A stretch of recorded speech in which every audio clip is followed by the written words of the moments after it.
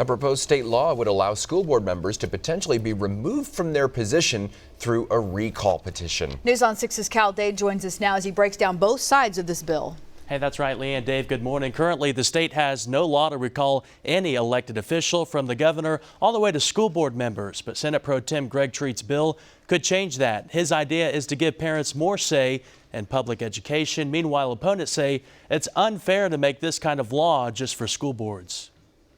The bill currently calls for any recall petition to be signed by only 10% of the total amount of voters in the last election. If that's accomplished, a school board must issue a new election date within 10 days, with some exceptions. Senator Greg Treat wrote the bill after he says parents were left in the dark during the pandemic. When schools were shut down, when everything went electronic, there was some good reason for some of that.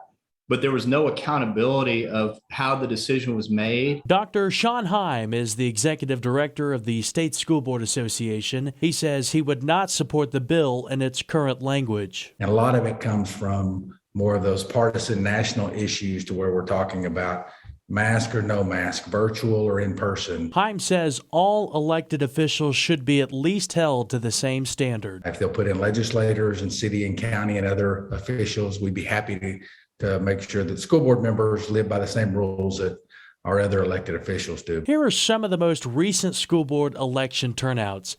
Broken Arrow is one of the state's biggest districts, but only 81 signatures would be needed to petition the removal of a school board member. In smaller towns like Sperry, only 28 eligible voters would be required. The answer to that is to get a higher turnout. If you think only 100 people are going to cause a recall, really encourage people to participate in these elections. We can't take a knee-jerk reaction and have recall elections and other things based on a small percentage of parents who are out there calling for these things.